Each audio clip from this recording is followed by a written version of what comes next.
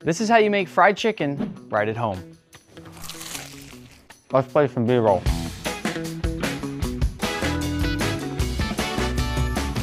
You know I'm all about flavor, so this recipe starts by marinating our chicken. To do this, grab a good sized container and fill it up with your chicken and cover that with buttermilk. We use buttermilk because it's acidic, so in addition to giving some flavor, it's gonna break down the protein in our chicken and make it more tender. Along with that, I'm gonna add a pinch of salt and then I'll give it a good mix. Make sure every piece of chicken is well coated and make sure they're spaced out a little bit in there. And once you've mixed, toss on your lid and place this in the fridge for anywhere between 2 to 6 hours to marinate. For our dredge, we'll start with some classic all-purpose flour. Just make sure you grab a bowl that you're gonna be comfortable dipping that chicken in and out of. And with this, I'll add some cornstarch, baking powder, paprika, dry mustard, chicken bouillon powder. That'll boost the chicken flavor. It's a good little secret. Some black pepper, salt, onion powder, garlic powder, a little thyme, and some smoked paprika. Give this a whisk to fully combine, and just keep in mind that you can use whatever spices and seasonings you want. I'm gonna move on to set up my dredge station, which will be very simple. It goes from here to the flour and then to fry. My favorite type of fried chicken is when you've got all those little craggly bits climbing off the edges of the chicken, those really crispy little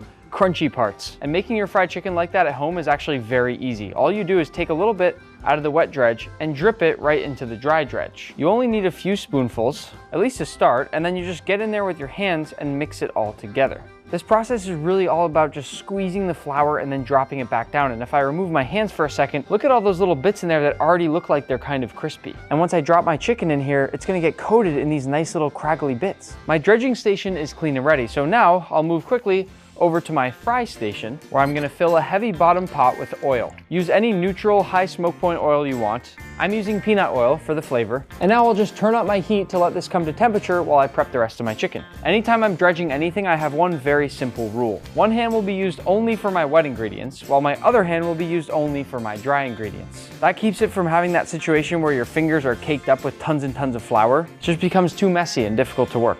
When making fried chicken, I also like to dredge just one piece at a time. As a first step, shake off any of that excess buttermilk and then move it straight into your flour and press. Now I switch hands and move that flour from the outside over the top of the chicken, making sure that I'm not getting my other hand wet. And once I know that it's been fully coated with all that flour, I start to press and squeeze. Pushing and pressing and squeezing like this is how you're really gonna get all of that breading stuck to your chicken. And when I shake this off, you can already see some of those crispy, crackly bits starting to form, which is exciting. Before moving it to a wire rack lined baking sheet, give it one last shake to remove any excess flour and then bring it right over to rest. When it already looks this nice and we haven't even fried it, that's a good sign that it's gonna be a great piece of fried chicken. Back when I was a kid, I'm guessing that my mom probably didn't love when I made things like fried chicken at home because the kitchen got pretty messy from all that flour, all that buttermilk, and all that oil spraying everywhere. And occasionally that is still what happens if you make things like this at home, but I like to think that I'm a little bit neater now. This technique that I'm using here to dredge and fry all this chicken is the same technique used by lots and lots of restaurants and even fast food places. These simple steps are how they get that crispy texture, that delicious taste, and that beautiful golden look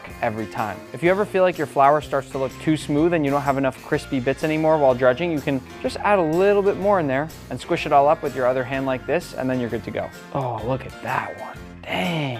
I've been making fried chicken for a long time at home, and I feel like for it to be dredged properly, you have to be a little bit rough with it. Really get in there and press down and squeeze. Make sure you're coating any and every part of your chicken that can take on any flour. When I dredge my last piece of chicken, it always feels great to finally be able to use both hands. Once your oil comes to temp, fry your chicken in groups. I'm gonna start with my thighs because they'll all cook at the same rate. When I lower them in, I also like to wave slightly back and forth like this so it kind of goes in gradually and then I drop. And now we're cooking. I started my oil at a slightly higher temp than what I want these to actually fry at because they're quite cold and they're gonna lower the temperature of the oil right as they go in. And now that they've gone in, I'm only about 3 degrees off from what I want them to fry at, which is perfect. Look at the golden brown already peeking out. Now focus on being very delicate with your chicken. You don't want to break any of those crispy bits because each little crispy bit that's there is going to add so much texture when you go to eat it. So just be careful, be gentle, but look how delicious that looks. Fry these until they're beautiful golden brown, then place them off on a towel-lined baking sheet because we'll need to let some of the oil drip off for just a moment before we finish cooking them through in the oven. Right when they come out, I'll give them a touch of salt. I like to do this right away because it sort of grips to some of that oil. And while my oil comes up to temperature again, I'll transfer these thighs to a wire rack lined baking sheet, still so carefully so I'm not breaking any of my crispy bits.